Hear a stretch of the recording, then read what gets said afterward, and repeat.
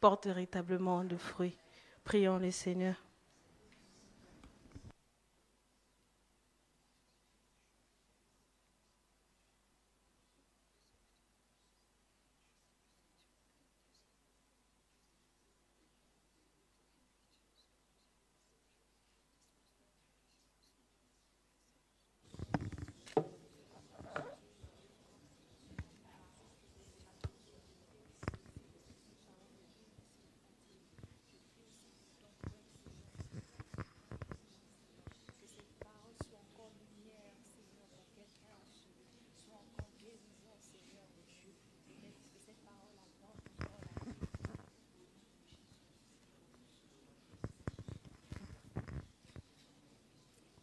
Si je me tais, oh j'apprendrai à écouter la voix du bon berger. Quand je l'entends, oh je comprends qu'il a payé pour ma liberté. Quand je trouve mon cœur, quand je trouve mon cœur, je te vois, Seigneur. Quand je t'ouvre mon cœur, je t'entends me parler. Et ta loi dans mon cœur, toujours demain. Et ta vie à chacun coule comme un torrent. Et ta loi dans mon cœur, toujours demain. Et ta vie à chacun coule comme un torrent. Et ta vie à chacun coule comme un torrent.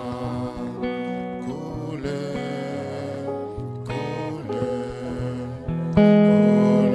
comme un torrent. Coule comme un torrent.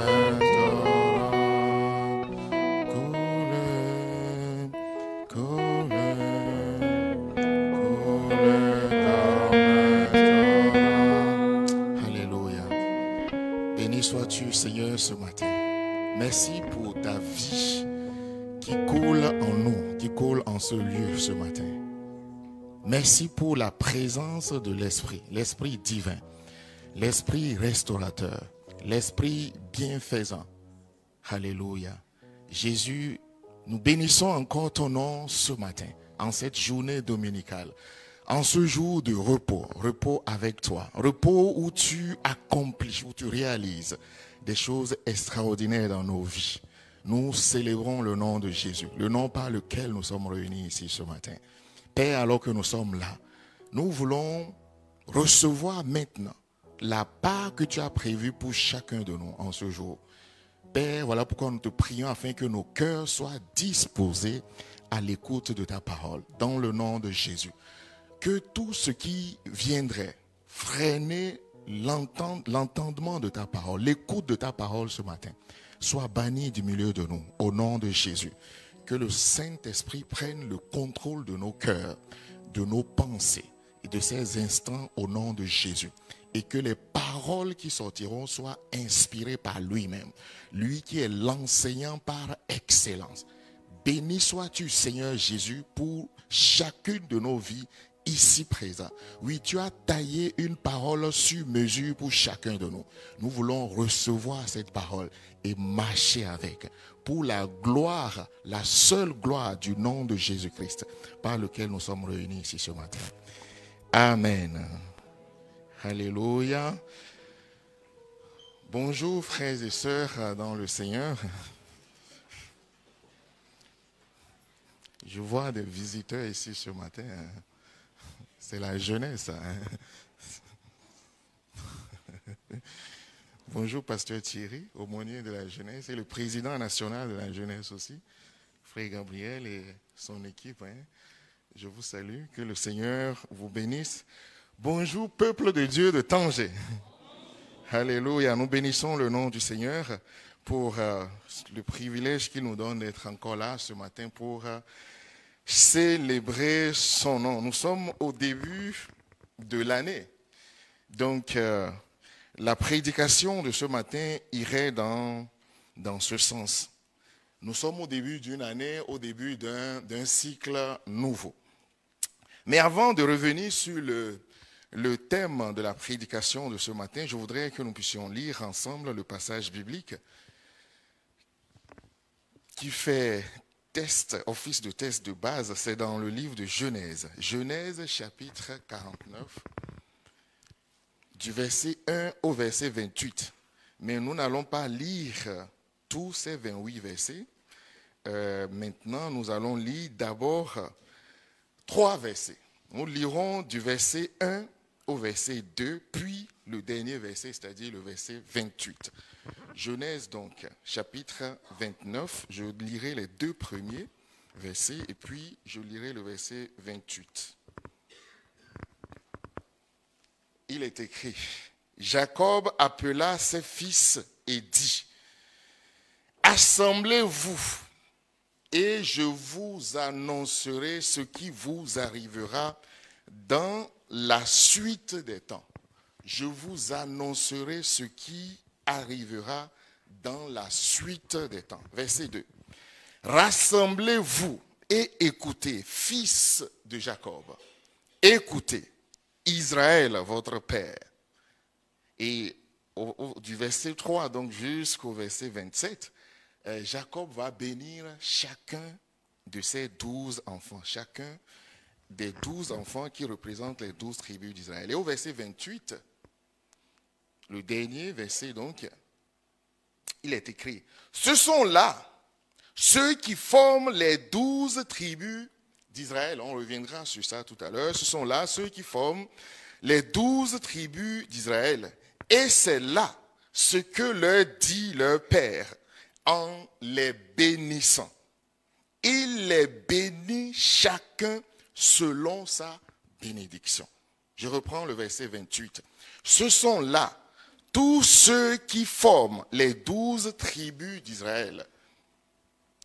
Et c'est là ce que leur dit leur père en les bénissant. Leur père en les bénissant. Il les bénit chacun selon sa bénédiction. Chacun selon sa bénédiction. Que le Seigneur bénisse sa parole ce matin au nom de Jésus. Amen.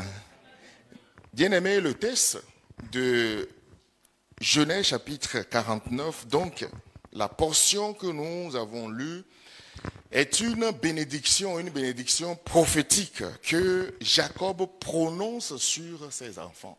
Oui, une bénédiction prophétique. Jacob lui-même dit, je vous annoncerai ce qui vous arrivera dans la suite des temps.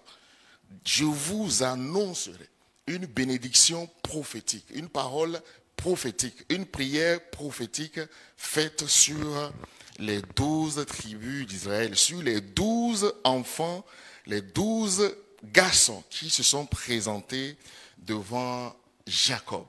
Bien-aimés dans le Seigneur, ces 12 tribus représentent donc les 12 piliers de la nation d'Israël. Les 12 piliers sur lesquels la nation d'Israël est bâtie. Nous allons lire avant de continuer. Je n'ai pas informé le multimédia. Vous serez proactifs, j'imagine, ce matin. On va lire Ruth chapitre 4, le verset 11. Ruth 4, verset 11. Je disais que les 12 tribus d'Israël sont les 12 piliers de la nation d'Israël. Et dans Ruth, dans Ruth chapitre 4, verset 11, juste pour contextualiser, Ruth s'apprêtait donc à rentrer dans le mariage. Et les anciens d'Israël qui se sont réunis vont prononcer une bénédiction sur elle, mais aussi son mari Boaz. Et donc, Ruth, ici au chapitre 4, nous parle justement de la prière qui est faite sur Ruth qui devrait rentrer dans le mariage. Donc, tout le peuple qui était à la porte et les anciens dirent, nous en sommes témoins, que l'Éternel rende la femme qui entre dans ta maison, c'est-à-dire dans la maison de Boaz. Que l'Éternel rende la femme qui entre dans ta maison semblable à Rachel et à Léa. Semblable à Rachel et à Léa. Pourquoi? Qui toutes deux ont bâti la maison d'Israël. Toutes deux ont bâti la maison d'Israël. Léa et Rachel. Rachel et Léa. Nous savons tous que, en fait, les 12 tribus d'Israël que Jacob a béni, ces 12 tribus, ne sont pas enfantées biologiquement par ces deux femmes, n'est-ce pas? Elles ont enfanté 6 des 12. Mais la parole de Dieu nous présente ici Rachel et Léa qui toutes deux ont enfanté. Et dans d'autres versions, la version du semeur par exemple, qui ont mis au monde, qui ont engendré tout le peuple d'Israël. Ces 12 tribus que Jacob a bénies sont donc les piliers sur lesquels la nation d'Israël est bâtie. La colonne de ce peuple, les colonnes de ce peuple, les colonnes de cette nation, la nation d'Israël. Et lorsqu'on lit la Bible, chaque personnage, à partir de cet instant, chaque Israélite est rattaché à l'une de ces 12 tribus ou à l'une de ces colonnes que représentent donc ces 12 enfants d'Israël. Chaque personnage, chaque juif, chaque même territoire va être rattaché. Lorsqu'ils sont rentrés dans la terre promise, chaque territoire, chaque morceau de territoire va être rattaché à chacune ou à l'une de ces 12 tribus d'Israël. Le chiffre 12 n'est pas un chiffre anodin. Le chiffre 12, c'est le chiffre de Dieu, j'ai envie de dire. 12 représente ici l'unité. Vous voyez, ici, on nous parle de Léa et Rachel, qui toutes deux ont engendré, ont enfanté, ont fait sortir de leur sein la nation d'Israël. C'est elles qui ont bâti Israël. Et donc, ces deux qui ont formé, qui ont engendré les 12, c'est-à-dire ce chiffre 12 représente donc l'unité, représente la complétude, la totalité, représente aussi l'ordre divin. Lorsque nous lisons la parole de Dieu, à plusieurs reprises, nous voyons le chiffre 12 qui apparaît. 12. Jésus a choisi combien de disciples? 12 disciples. Quand Jésus, pour la première fois, il est allé dans le temple, il avait quel âge? 12 ans. C'est-à-dire, à l'âge de 12 ans, Jésus-Christ, la Bible nous dit que sa sagesse, la manière dont il répondait, il posait des questions. Il n'enseignait même pas encore à 12 ans. La sagesse que Jésus manifestait déjà à 12 ans épatait les anciens, les docteurs de la loi qui étaient en train d'enseigner dans le temple. À l'âge de 12 ans, Jésus avait déjà réuni la totalité de ce qu'il va manifester plus tard. À 12 ans, là, Jésus avait déjà tout en lui. Dans Luc chapitre 2, la parole de Dieu nous dit que Jésus-Christ, il croissait comment? En sagesse et en stature. Et il se rendait agréable à Dieu, mais aussi aux hommes. À l'âge de 12 ans, il a atteint un âge de formation, il avait tout. Un âge de complétude. Mais il ne va pas rentrer tout de suite dans son ministère. Entre 12 et 30 ans, quand il va débuter son ministère, dans cette séquence, dans ce laps de temps, Jésus va affermir les piliers qui se sont formés en lui. J'étais là, je méditais autour de ce passage. J'ai dit, pourquoi 12 donc? Ça aurait pu être 10 ans. Ça aurait pu être 11. Pourquoi 12? Le Seigneur a attiré mon attention sur toujours le chiffre 12 là. les biologistes disent que le fœtus qui est dans le sein de sa maman, à l'âge de 12 semaines, entre 8 et 12 semaines, il forme la totalité de ses organes, les organes intérieurs et les organes extérieurs. Mais l'enfant ne sort pas encore. Entre 12 et jusqu'à 40 semaines à peu près, il va continuer à croître. 12, c'est l'âge où on réunit la totalité de quelque chose. Une année est composée de combien de mois? 10? C'est 12. 12. 12 ici, c'est le cycle complet. La totalité d'un cycle. Ce n'est pas moi qui ai créé ou divisé une année en 12 morceaux, ou bien en 12 mois. Une année est composée de 12 mois. Ces 12 mois représentent un cycle entier. Un cycle entier. 12 donc, c'est l'unité, c'est la totalité, c'est la complétude.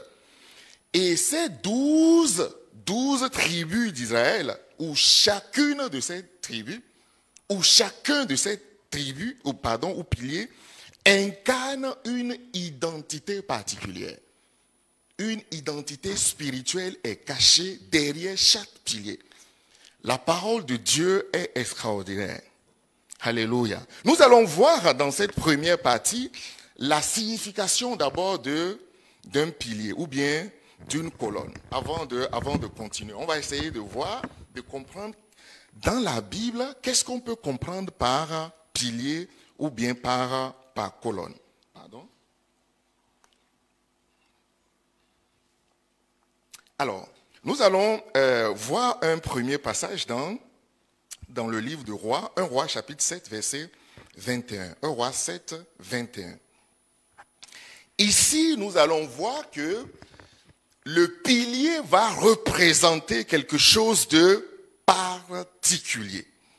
Le pilier va représenter la force et la stabilité. Pour la première fois, trouvez-moi s'il vous plaît rapidement, 1 Roi 7, verset 21. Affichez-le, 1 Roi 7, verset 21. Le pilier représente ici la force et la stabilité de la maison de Dieu. Lorsque Salomon a bâti le temple de Dieu, la parole de Dieu nous dit que Salomon, en fait, a érigé 2 principaux piliers dans ce temple. 1 Roi 7, verset 21, il est écrit, Salomon donc, il dressa des colonnes, c'est-à-dire des piliers, des colonnes dans le portique du temple. Il dressa la colonne de droite, finalement il a dressé 2 colonnes. Premièrement, la colonne de droite, et la nomma Yakin. Puis il dressa la colonne de gauche et la nomma Boaz. En fait, ces 2 colonnes-là ont un sens, ont une signification. Yakin, la première colonne ici, que Salomon a bâti, a établi, vous voyez, non, il a établi de colonnes et il leur donne de nom, il leur donne d'identité. Ces 2 colonnes-là ont chacune une identité. Et la première colonne de droite ici, Yakin veut dire Dieu établi. Dieu établi. Yakin veut dire Dieu établi. Et Boaz, la seconde colonne de gauche, ça veut dire en Boaz réside la force, la capacité. Dieu établi, et en cette colonne, deuxième colonne, colonne de gauche, qu'il nomma Boaz, en lui réside la force. En cette colonne réside la capacité. Donc ces 2 colonnes que Salomon a dressées dans le temple de Dieu, chacune de ces colonnes ont une identité. Dieu établi, c'est Dieu qui établit, et ensuite c'est Dieu qui donne la force, c'est Dieu qui fortifie la colonne, le pilier qu'il a établi. Lorsque nous regardons dans les Écritures, dans Marc chapitre 3, à partir du verset 13, la Bible nous parle des disciples qui sont appelés et établis. À partir du verset 13 de Marc 3, donc la Bible nous dit que Jésus appela donc 12 disciples auxquels il va donner le nom d'apôtres. Il les appelle et les établit en leur donnant la capacité d'aller annoncer, d'aller prêcher la bonne nouvelle avec le pouvoir de guérir, avec le pouvoir de chasser les démons. Dans le temple donc de Salomon, il y avait donc ces 2 piliers, chacune avec son identité. Une colonne a une identité. Un pilier a une identité. Et nous allons voir ce matin l'identité de ces 12 tribus d'Israël. Mais avant, lorsque nous lisons aussi dans Galates, dans la Nouvelle Alliance, c'est l'apôtre Paul qui parle. Il parle de ces 12 ou de certains 12, de ces 12 disciples ou apôtres que Jésus-Christ a établis. Je lis juste la séquence, Galates chapitre 2, verset 9. Galates 2, verset 9. Paul dit que Jacques, Céphas, Pierre donc, et Jean qui sont regardés, qui sont considérés comme des colonnes. Jacques, Céphas et Jean sont considérés comme des colonnes. C'est-à-dire des piliers que Dieu a établis dans sa maison. Des disciples, des apôtres qui sont établis pour pouvoir... Paul, ici, il va parler de lui qui est consacré comme apôtre pour les païens, c'est-à-dire les non-circoncis, et les autres qui sont établis. Chacun dans sa fonction. Et le passage que nous avons lu, bien-aimés dans le Seigneur, au verset 28, la Bible nous dit que Jacob a béni chacune des 12 tribus d'Israël. Comment? Chacun selon sa bénédiction. Bien-aimés dans le Seigneur, c'est inutile que nous nous jalousions dans la maison de Dieu. Il y a des choses que moi j'ai, que Dieu ne t'a pas données. Contente-toi de ce qu'il t'a donné. Il y a des choses qu'il t'a données qu'il ne m'a pas données. Ce n'est pas la peine de me regarder.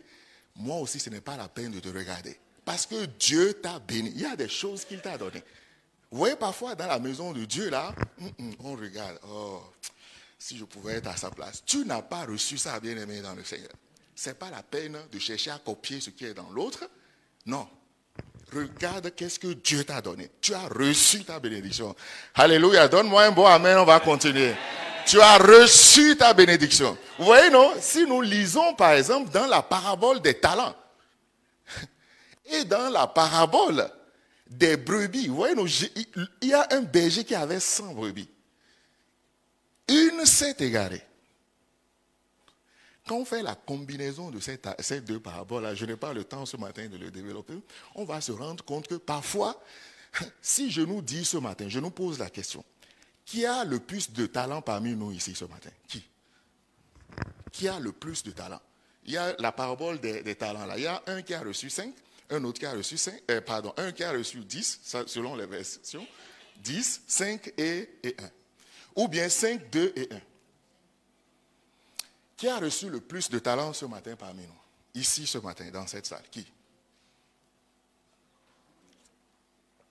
Vous regardez vers le pasteur ou bien vers les pasteurs? Nous en avons 3 ce matin.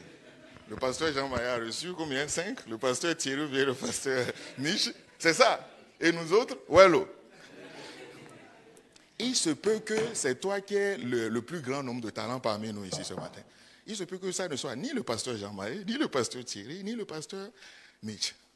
Ni même un membre du CP, ni moi qui suis devant vous. Il se peut que ça soit peut-être un simple, je mets en guillemets simple, un membre d'une commission parmi nous ce matin, auquel on ne pense même pas. Il se peut que c'est lui qui a les 10 talents. Ok, je ferme la parenthèse. On va y revenir si Dieu nous fait grâce. À chacun selon sa bénédiction. Et même dans cette parabole des talents, le maître va confier à ses serviteurs, à chacun selon ses capacités. Je n'ai pas reçu tes capacités. Vous voyez, une voiture poids léger, vous ne pouvez pas lui mettre les charges d'une voiture poids lourd. Vous allez l'écraser. Notre Dieu est un Dieu sage. Il est un Dieu sage, à chacun selon ses capacités. À chacun selon ses bénédictions. Alléluia. Donc je disais que chaque pilier a une identité, chaque pilier a quelque chose de particulier. Puisque derrière l'identité, il y a la capacité que Dieu te donne. Yakin et Boaz, c'est Dieu établi, Dieu capacite, Dieu donne la puissance. Quand Dieu t'établit, il te donne la puissance. C'est ce qu'il a fait dans Marc chapitre 3 pour les apôtres. Quand Dieu établit, il donne la puissance.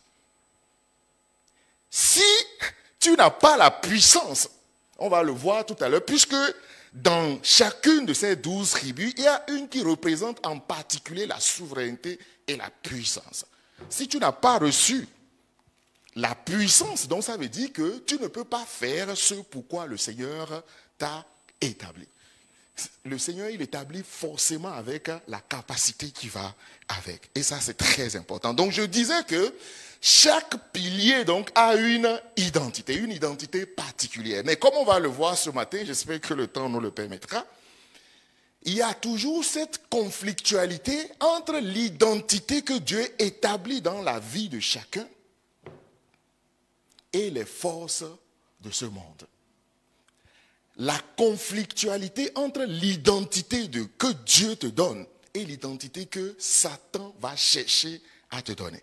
Lorsque nous lisons, par exemple, toujours, nous avons vu tout à l'heure que Salomon a bâti le temple et à l'intérieur de ce temple, il a mis 2 piliers, n'est-ce pas? Et ces 2 piliers, leur identité combinée, ça veut tout dire.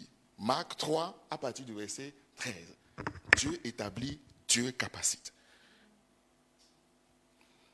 Dans le temple des Philistins, qui sont un peuple idolâtre, ils ont bâti eux aussi un temple. Et à l'intérieur de ce temple, ou bien ce temple était soutenu par 2 colonnes, comme dans le temple de Salomon à Jérusalem.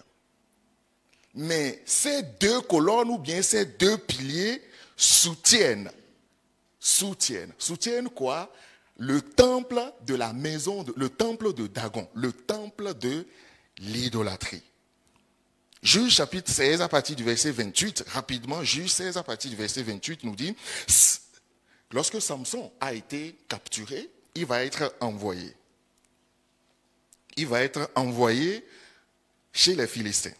Et nous savons ce qui lui est arrivé. À partir du verset 28, quand sa force est revenue, donc, on va l'amener dans le temple des Philistins, la maison du dieu Dagon.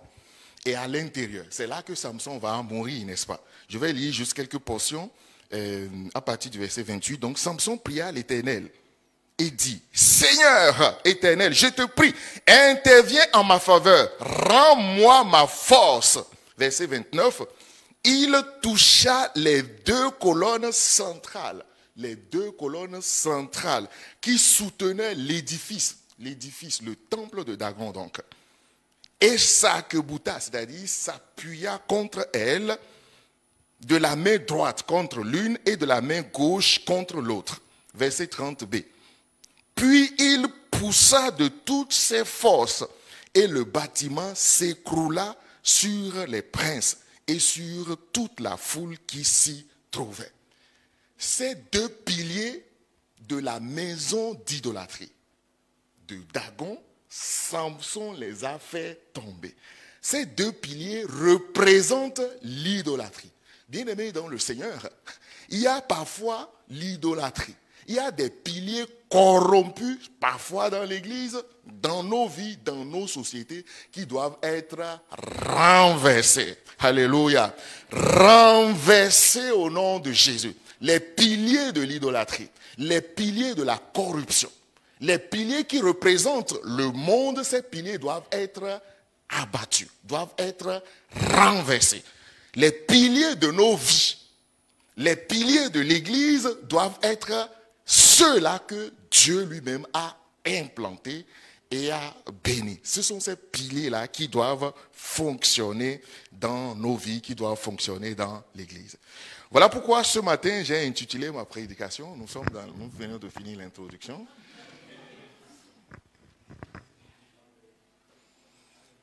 C'est maintenant que j'ai fini l'introduction. La modératrice me regarde.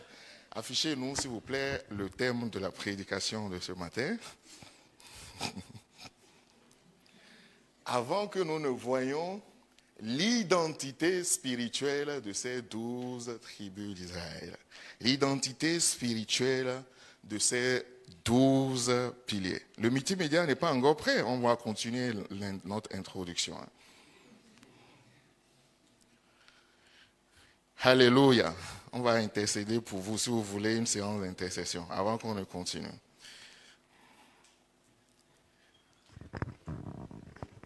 Nous verrons dans cette prédication les bénéfices d'une vie qui est bâtie et d'une vie qui est stabilisée sur... Pourquoi vous me mettez 10 piliers? Les deux autres sont où, hein? Enlevez ça s'il vous plaît. L'identité des 12 tribus d'Israël. Donc nous allons voir quelle est la signification ou bien l'identité de chacune de ces 12 tribus. Je disais que ce matin, le thème de ma prédication, c'est les bénéfices d'une vie bâtie et stabilisée sur 12 piliers inspirés par Dieu. Les bénéfices d'une vie bâtie et stabilisée sur 12 piliers inspirés par Dieu.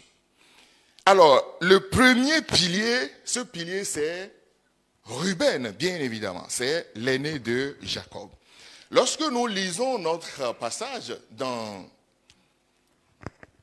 Genèse chapitre 49, donc, Jacob va commencer par bénir le premier-né, c'est-à-dire Ruben. Donc, le premier pilier ici. Écoutez une séquence, une portion de la bénédiction que Jacob va prononcer sur Ruben. Il dit au verset 3, Ruben, toi mon premier-né, ma force et les prémices de ma vigueur, supérieur en dignité et supérieur en puissance. L'identité du premier-né. Mais en fait, quand vous lisez, je vais revenir sur ça tout à l'heure, quand vous lisez, on a vu tout à l'heure que Jacob a appelé les 12, n'est-ce pas, et les a bénis. Mais quand on lit, on se rend compte que, est-ce que c'est vraiment une bénédiction?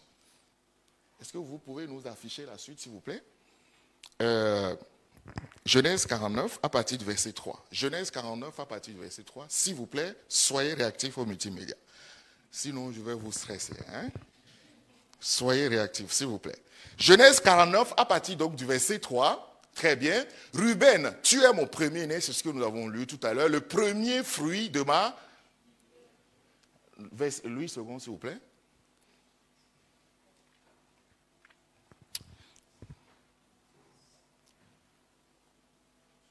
Ruben, toi, mon premier-né, ma force et les prémices de ma vigueur, supérieur en dignité et supérieur en puissance. La suite. Impétueux comme les eaux, tu n'auras pas la prééminence. Mais la Bible nous dit au verset 28 qu'ils ont été bénis. Ça, là, c'est une bénédiction, ça. Impétueux comme les eaux, tu n'auras pas la prééminence, car tu es monté sur la couche de ton père et tu as souillé ma couche en y montant. Il dit, waouh, il y a une identité qui est établie dans la vie de l'aîné. L'aîné, avec le droit d'aînesse qui va avec. C'est ce que je disais tout à l'heure. Une conflictualité entre l'identité de Dieu que Dieu a établie en nous et ce que le monde, Satan, l'ennemi veut établir, Satan veut concurrencer l'identité que Dieu a établie en nous. Vous voyez ici, Ruben, normalement, il doit bénéficier de ce qu'on appelle le droit d'aînesse. Le premier-né, le thème du mois, c'est ici. Les priorités de Dieu, les priorités, nos priorités. Jacob dit, non, en fait, que tu n'auras pas la prééminence, alors qu'au verset précédent dit, normalement, c'est lui qui devait avoir. Ruben, toi, mon premier-né, ma force et les prémices de ma vigueur. Bien-aimé dans le Seigneur, il y a ce que Dieu a établi dans nos vies. Il y a ce que Satan lui-même veut établir. Pourquoi Ruben ne vivra pas l'identité qui est attachée à lui? Puisque Ruben a une identité. C'est ça qu'on a lu au verset 3. C'est son identité normalement. C'est son identité, ça. Mais à cause du fait qu'il a souillé la couche de son père, à cause du péché, donc il va perdre sa place. J'ai regardé dans les Écritures, la plupart des premiers-nés ont tous échoué. Commençons par l'aîné de Genèse. C'est qui? Caïn. Caïn a échoué. Regardez ce que Caïn a fait. Il a été comment? Meurtrier. Meurtrier. Il a tué, ce n'est pas un étranger qu'il a tué, son propre frère, son frère cadet. Le fils aîné de David, c'est qui? Pardon? C'est vrai? On a 3 pasteurs ici ce matin. Le fils aîné de David, c'est Absalom. Vous allez faire la recherche. On se reverra la semaine prochaine. Seul Jésus-Christ, en tant que fils aîné, le premier né de la création, va réussir là où les autres aînés ont échoué. Et puisque Jésus-Christ est le premier né de la création, il est le premier, nous sommes quoi? Nous sommes les deuxièmes, n'est-ce pas? Lui, il est premier, et toi, tu es deuxième, moi, je suis troisième, c'est ça? Expliquez-moi comprendre ça, quoi. Puisqu'il est le premier de la nouvelle création, s'il est le premier, ça veut dire que nous sommes les deuxièmes, c'est ça? Ou bien nous sommes les deuxièmes ex-aequo, pour qu'il n'y ait pas de combat entre nous. Mais qui va prendre la deuxième place si Jésus est l'aîné? Maman, aidez-nous. Julie, c'est toi la deuxième ou bien qui? Abraham ou bien Paul? C'est qui? Hein? Ah, il y a des théologiens ici ce matin, co-héritiers. Nous sommes, si Jésus est premier, nous sommes premiers avec lui. Alléluia. Puisque nous sommes en Jésus-Christ. Étant en Jésus-Christ, nous devenons tous premiers-nés en Jésus-Christ. Ah, tu n'as pas compris, hein? J'ai dit que Jésus-Christ a pris la place de chacun de nous. S'il est le premier-né, ça veut dire qu'en lui aussi, je suis le premier-né. Puisque je suis en lui. Je suis en lui. On ne me voit pas, ce n'est pas moi, mais c'est Jésus qu'on voit. Jésus le premier-né. Là où Ruben a échoué, Jésus-Christ a réussi pour que je sois à la première place. En fait, c'est l'aîné qui hérite. C'est lui qui a le droit d'aînesse. Le droit d'aînesse est accompagné d'un certain nombre de privilèges. Le droit de la sacrificature, par exemple, en l'absence du père. C'est lui qui a le pouvoir d'aller se présenter devant le Seigneur au nom de toute la famille. C'est lui qui mobilise la famille pour se présenter devant le Seigneur. C'est lui qui hérite doublement. Il hérite 2 fois plus par rapport aux autres fils. Il y a certains privilèges qui sont réservés à l'aîné. C'est lui le premier héritier. Dieu ne veut pas que nous soyons déshérités. Voilà pourquoi il a mis Jésus-Christ pour qu'en lui, nous puissions hériter, avoir la part de Jésus-Christ. Alléluia. Ruben, ici, le premier pilier, c'est-à-dire là, c'est le pilier de la primauté, ce qui revient à Dieu. Mais cette chose qui revient à Dieu est souvent concurrencée. Il y a le monde qui veut prendre la première place de Dieu dans ton cœur. Le monde veut prendre la première place dans l'église. Le monde veut prendre la première place dans nos villes, dans nos nations. Alors que cette première place, la primauté, c'est ce qui revient à Dieu. En ce début d'année, nous avons proclamé que les priorités de Dieu doivent être celles-là que nous privilégions d'abord, avant que nous ne mettions en place nos propres priorités. Dieu d'abord, ensuite nous. Dieu d'abord, ensuite nous. Premier pilier, donc, c'est le pilier de la primauté. Le pilier, c'est-à-dire ce qui revient, ce qui doit revenir à Dieu.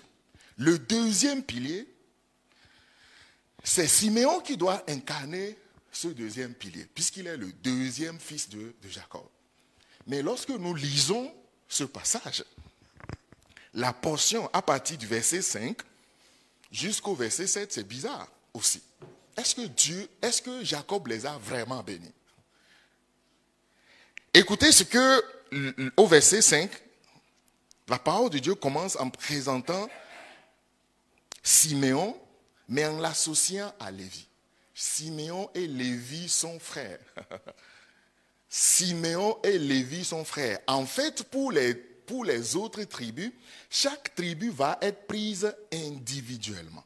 Individuellement. Chacun selon sa bénédiction. Mais quand on arrive chez Siméon, on associe Siméon à Lévi. C'est la première fois. C'est le seul endroit où ces tribus sont associées. Siméon et Lévi sont frères. Et en fait, j'ai dit, Seigneur, comment, je n'ai pas compris. Verset 28, chacun a reçu sa bénédiction. Mais je lis que, la suite s'il vous plaît,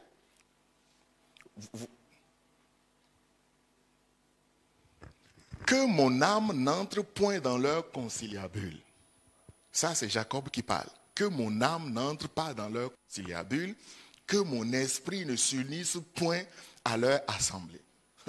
Ruben Siméon et Lévi. Car dans leur colère, ils ont tué des hommes. Et dans leur méchanceté, ils ont coupé les jarrets des taureaux. Et maintenant au verset 7, regardez ce qui est dit sur eux. Ça, c'est une bénédiction, ça. Maudit soit leur colère, car elle est violente, et leur fureur, car elle est cruelle. Je les séparerai dans Jacob et je les dissiperai dans Israël. Il dit, waouh, la bénédiction se trouve où là? On commence par maudire leur conciliabule et leur assemblée. On va les séparer. La bénédiction se trouve où là? C'est ce qui est dit sur Lévi et sur Siméon, sur le deuxième et le troisième. Mais nous savons en réalité que Lévi, sa part ne s'est pas arrêtée là, n'est-ce pas? Quel a été le sort réservé à Lévi dans l'histoire? C'est quoi? La sacrificature, n'est-ce pas? Le service à Dieu, la consécration. Mais c'est où ici? Je les disperse, pardon. C'est où là? Je les disperserai, d'abord, je les séparerai dans Jacob et je les disperserai, oh là là. Je les disperserai dans Israël. Leur sort, c'est où là? Leur bénédiction, c'est où dans cette phrase? Comme je l'ai dit, nous savons en fait que Lévi a hérité le droit d'être sacrificateur, de se présenter au nom du peuple dans le temple, n'est-ce pas? Mais aussi, vous voyez, non, son sort, sa bénédiction, c'est une bénédiction là. Hein? Il faut ouvrir les yeux pour voir la bénédiction. Il faut bien ouvrir les yeux pour voir la bénédiction là. La bénédiction de Lévi et de Siméon. Siméon est associé à Lévi ici. Mais dans le partage du territoire, Siméon va être implanté dans le territoire de Juda. Il va être d'abord implanté dans le service à Dieu avec Lévi. Il va être implanté dans la division du territoire, dans la division du territoire chez Juda, la 4e tribu, le 4e pilier. Siméon est à la fois une combinaison donc de Lévi, mais aussi de Juda. Une tribu, un pilier qui a été racheté pour qu'il ne s'égare pas. Vous lisez ces passages, vous allez vous rendre compte que comment ce que Dieu a mis de côté. Comme on l'a lu tout à l'heure dans Ruth, chapitre 4, c'est elles qui ont bâti, on dit qu'elles ont bâti la maison d'Israël. Elles représentent des piliers. Mais ces piliers-là doivent lutter contre tout ce qui est corruption, contre tout ce que l'ennemi peut envoyer pour faire en sorte que ces piliers ne puissent pas remplir le rôle qui leur est dévolu.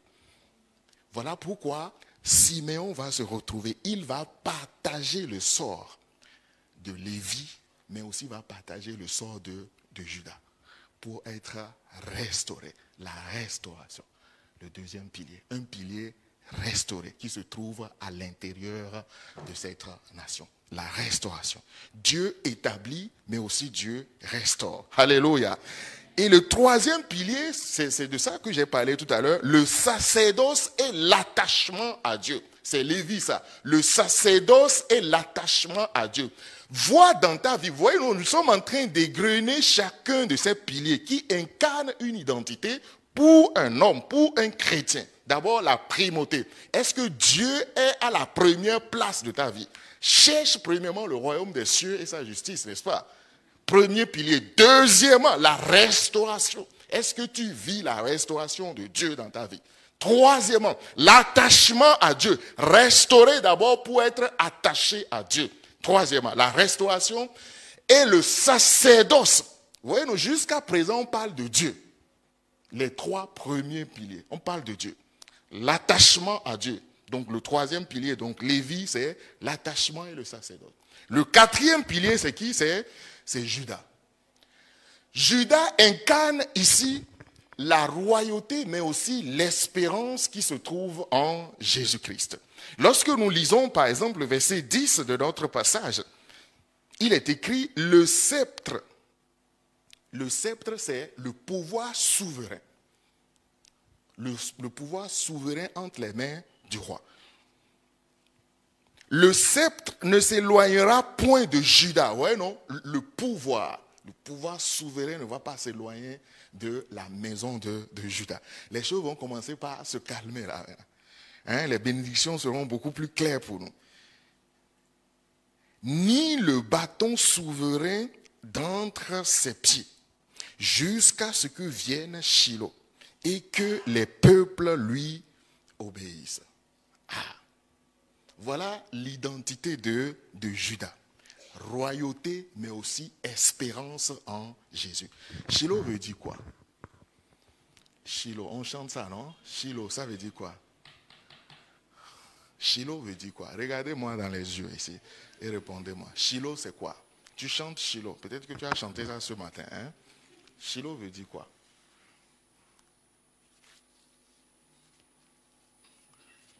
Qui murmure? Hein? Personne. Voilà, Makench. Shiloh, c'est... Vous voyez un deuxième exercice. On va ramasser les feuilles le dimanche prochain. Shiloh, c'est quoi? Hein? Havre de paix. Vous avez cherché sur Google, c'est ça?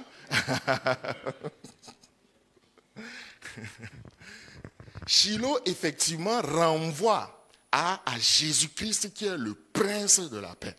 Comme Ésaïe l'a dit. Hein? Admirable, conseiller, Dieu puissant, prince de la paix. Shiloh, c'est lui, ça. Et on dit, et la parole de Dieu nous dit, jusqu'à ce que vienne le Shiloh, le détenteur de cette paix-là, et que les peuples lui obéissent. Royauté. Judas incarne ici l'espérance que nous avons en Jésus-Christ, le prince de la paix.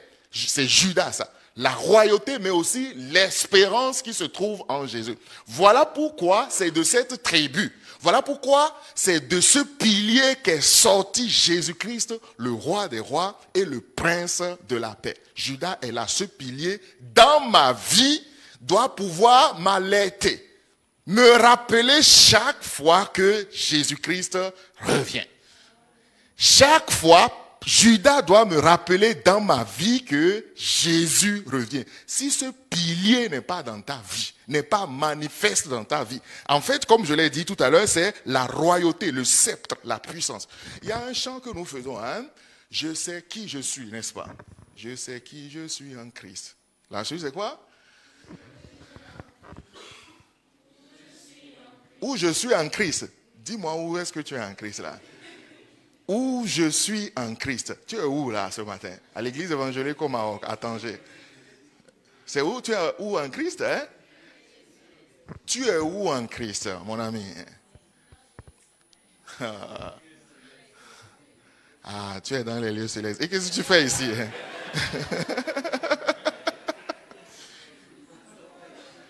Je sais là où je suis en Christ, n'est-ce pas?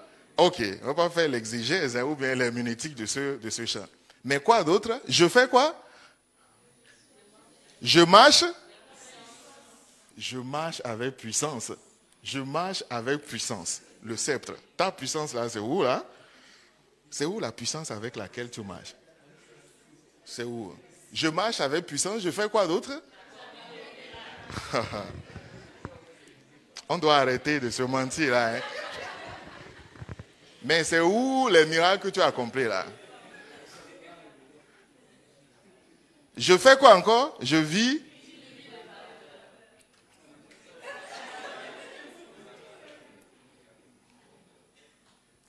Expliquez-moi ça. Voilà ce que Judas incarne.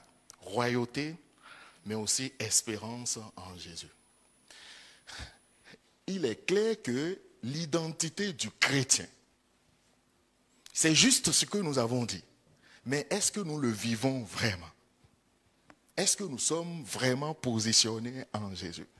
Est-ce que je marche avec puissance? Est-ce que j'accomplis des miracles? Est-ce que je vis une vie de faveur? Comment ces choses se traduisent-elles dans ma vie de tous les jours? Judas nous rappelle que en Jésus-Christ, c'est ce que l'épître aux Hébreux dit. Jésus-Christ, il s'est présenté devant le Seigneur, devant Dieu, comme souverain sacrificateur. Et nous a précédés, n'est-ce pas, selon l'ordre de Melchisédek, qui était sacrificateur, qui était roi, mais aussi qui était prophète. Dans l'identité de Jésus qui nous a précédés, il y a ces trois notions. Souverain, prophète, mais aussi sacrificateur. Le sacrificateur tient le sceptre entre ses mains. Le pouvoir souverain de l'Église dans le monde. Le pouvoir souverain. Voilà pourquoi Dieu nous a établis comme le sel de la terre, comme aussi lumière dans le monde. Nous avons un pouvoir qui doit se manifester à plusieurs égards ici-bas. Alléluia! Alléluia! Cinquième pilier, qui est représenté ici par Zabulon. Cinquième pilier, Zabulon. Verset 13. Zabulon héritera sur la côte des mers. Il sera sur la côte des navires. Et sa limite s'étendra du côté de Sidon. Zabulon ici, c'est le pilier de la croissance, mais aussi de l'expansion. La croissance et l'expansion. Vous voyez, dans ce temple, vous voyez des piliers. En fait, ce temple-là tient par ces piliers. Je vois trois là. Il y a peut-être d'autres qui sont cassés dans le mur. Si on enlève un pilier, le temple sera déséquilibré. Si vous enlevez les trois piliers là, le temple va tomber de ce côté-ci. Un seul pilier qui manque, ça va provoquer un déséquilibre dans l'architecture, dans l'édifice.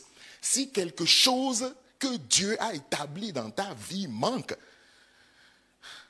on a dit 12, c'est quoi? C'est la complétude, la totalité, l'unité. Ces 12 piliers ont chacun une identité. Ces identités-là doivent être vécues, manifestées dans la vie du chrétien chaque jour, mais aussi au-delà du chrétien, dans l'Église, dans nos nations. Ici, Zabulon, le cinquième pilier, donc c'est la croissance et l'expansion. La croissance et l'expansion. La croissance à tous égards. J'ai dit tout à l'heure que à partir à 12 ans, Jésus a atteint un âge où il avait tout. Mais il n'avait pas encore commencé son ministère. La croissance de Jésus va continuer jusqu'à la plénitude, avant qu'il ne commence donc son ministère. Croissance et expansion. Le chrétien qui ne croit pas, qui ne grandit pas, ne vit donc pas ce cinquième pilier qui représente donc la croissance mais aussi l'expansion. Parfois on dit étends l'espace de ma tente. Quand on dit étends l'espace de ma tente, c'est quoi? D'abord c'est de ta vie qu'il s'agit. C'est de ta croissance spirituelle qu'il s'agit.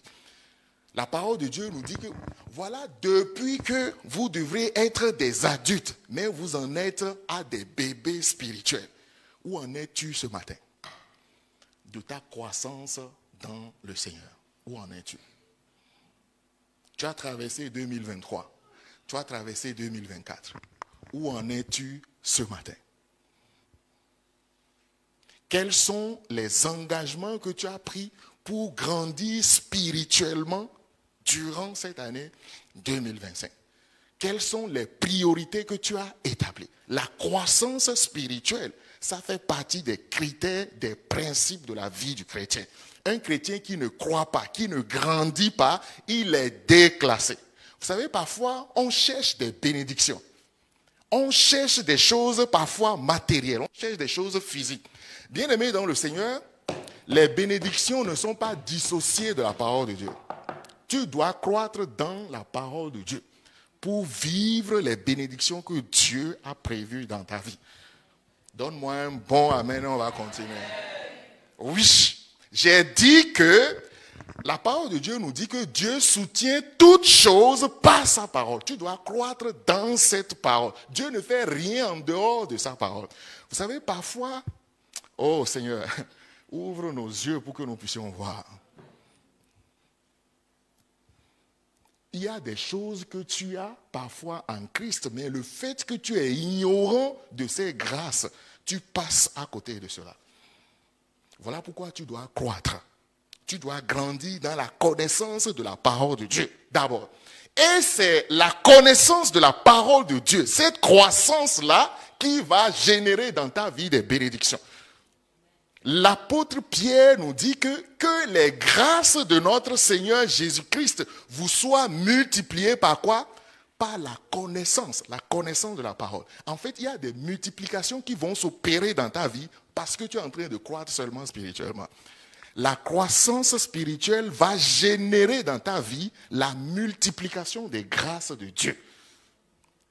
Ne reste pas dans ta maison enfermé et prier, demander à Dieu de te bénir. Non! Il faut grandir. Vous savez, il y a certaines grâces, certains privilèges que le chrétien ne recevra pas tout simplement parce qu'il n'a pas encore la maturité pour vivre ces grâces. Il y a des choses que Dieu ne nous donne pas parce que...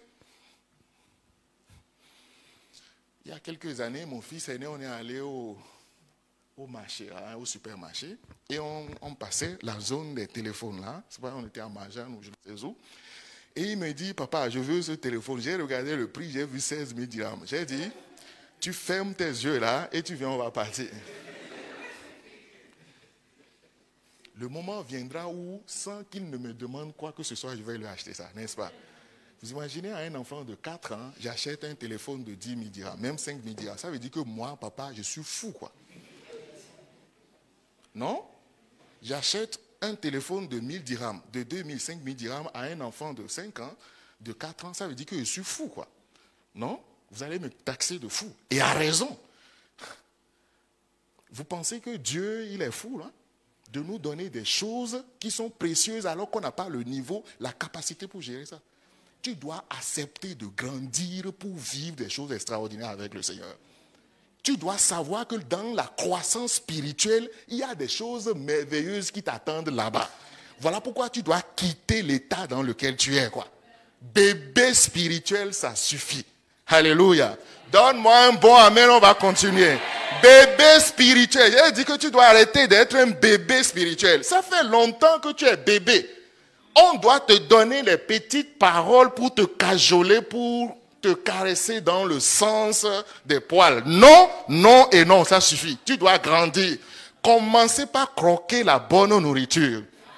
Donne-moi un bon amen encore, on va continuer. Oui, c'est de ça que nous avons besoin. Vous pensez que Dieu va donner ces bénédictions en dehors de sa parole? Comment tu vivras ces bénédictions? Comment? Quelle est la notice qui va te guider dans l'utilisation des grâces et des bénédictions que Dieu te donne? Comment tu vas t'y prendre?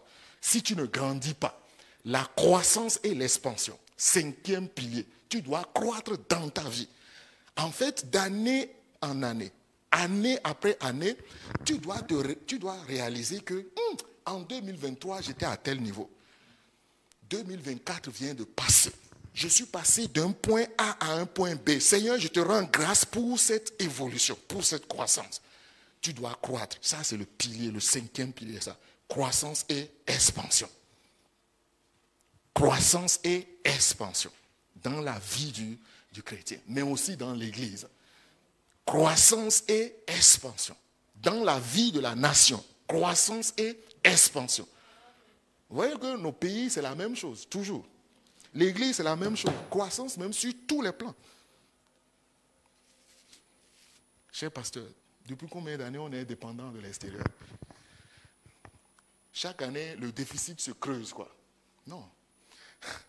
C'est où ce germe, cette identité de croissance que Dieu a mis en nous. C'est où? Même dans l'église, hein, on doit demander d'abord. Nous avons l'honneur de vous présenter les difficultés de l'église, les difficultés du pays. Vous voyez, toujours, même le chrétien vit ça. On doit refuser ça. Seigneur, je refuse ça. Je refuse d'être condamné à l'immobilisme. Non.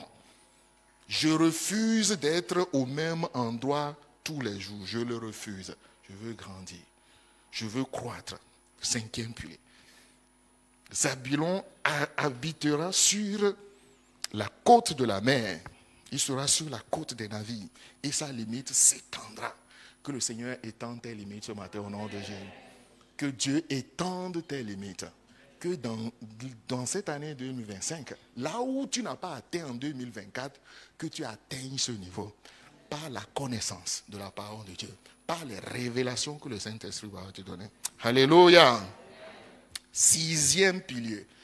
On va finir à quelle heure? Vous avez pris le petit déjeuner, non? Un bon petit déjeuner. Pour finir à quelle heure, hein? On peut finir à 16 heures, c'est bon, non?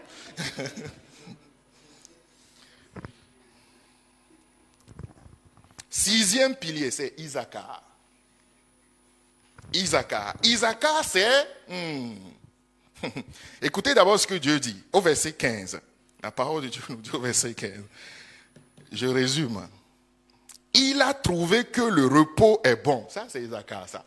Il a trouvé que le repos est bon, que le pays est agréable. Quelqu'un est rentré dans la vision de la terre promise, hein? Le pays est bon. Le pays est agréable. Il tend l'épaule, c'est Issachar ça. Il tend l'épaule pour porter le fardeau. Il est assujetti à la corvée, au travail. Ça, c'est Issachar ça. La stabilité et le travail, c'est Issachar ça. La stabilité et le travail. 6e pilier, stabilité et travail. Vous voyez, ça rejoint le pilier précédent. D'abord, regardez bien l'évolution de ces piliers-là. Vous voyez, non? La place de Dieu. Et puis ensuite, des choses physiques qu'on peut constater dans nos vies. Dieu d'abord, la première place, la primauté, l'attachement à Dieu, la soumission à Dieu. Et ensuite, la croissance, l'expansion. Et 6e ici, la stabilité et le travail. Issachar a trouvé que le repos est bon, mais il ne s'est pas arrêté là. Que le pays est agréable. Dans ce pays-là, on peut faire des affaires. On peut prospérer dans ce pays. Et on dit, il tend l'épaule. Il tend l'épaule pour porter le fardeau. C'est quelqu'un qui aime le travail. L'identité de ce pilier, c'est le travail. Il tend l'épaule pour porter le fardeau. Il s'assujettit à la corvée. Il s'assujettit. C'est lui-même qui aime le travail. Voilà pourquoi il s'assujettit au travail. Lui-même, personne ne lui dit travail. Ah, travail. La valeur travail pour une personne. Vous voyez, donc ça rejoint ce qu'on a vu précédemment. La valeur travail. On doit travailler, n'est-ce pas? Tu dois aimer le travail. Oui. Toi, étudiant, tu dois aimer le travail. De travail, tu dois aimer le travail. Vous me regardez. Aimer le travail. Aimer le travail. Il s'assujettit à la corvée. Il s'assujettit à la corvée. Ça, c'est le travail. Tu aimes le travail, là? D'abord, le travail pour ta vie. Regardez le livre de Proverbes. C'est rempli de sagesse sur le travail, la valeur travail. La parole de Dieu nous dit, donne un peu le sommeil à tes yeux. Assoupis-toi un peu. Et quoi? La pauvreté va te surprendre comme un voleur. Ce n'est pas moi qui ai dit ça. La pauvreté va te surprendre comme un voleur parce que tu ne travailles pas. Vous voyez, ces dernières années, on accuse d'autres pays de la pauvreté de l'Afrique. C'est ça, non? C'est les autres. Ils nous ont colonisés, n'est-ce pas? Ils nous ont réduits à ceci. Tous les peuples là du monde sont passés par là. Même Israël est passé par là. En fait, c'est extraordinaire, quoi. Israël que vous voyez là, c'est 2000 ans passés. Il y a eu plusieurs peuples qui les ont colonisés. Plusieurs. Jusqu'en 1948. Depuis la déportation de Babylone jusqu'en 1948. C'est-à-dire, si on se tient à l'aspect physique des choses, déportation. C'est-à-dire, les peuples qui les ont assujettis pendant des millénaires, pendant plus de 2000 ans, depuis Babylone. J'ai regardé dans l'histoire les peuples qui ont assujetti cette nation, dans l'histoire. C'est-à-dire le nombre d'années qui sont restés indépendants. Ça se compte du bout des doigts par rapport à toute l'histoire de cette nation.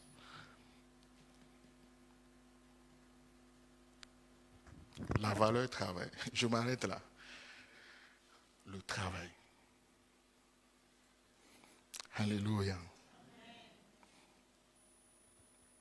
On va s'arrêter là. Inclinons nos têtes et rendons grâce à Dieu pour ces paroles qu'il nous a communiquées. Alléluia. Si je me tais, oh, j'apprendrai à écouter la voix du bon berger. Quand je l'entends, oh, je comprends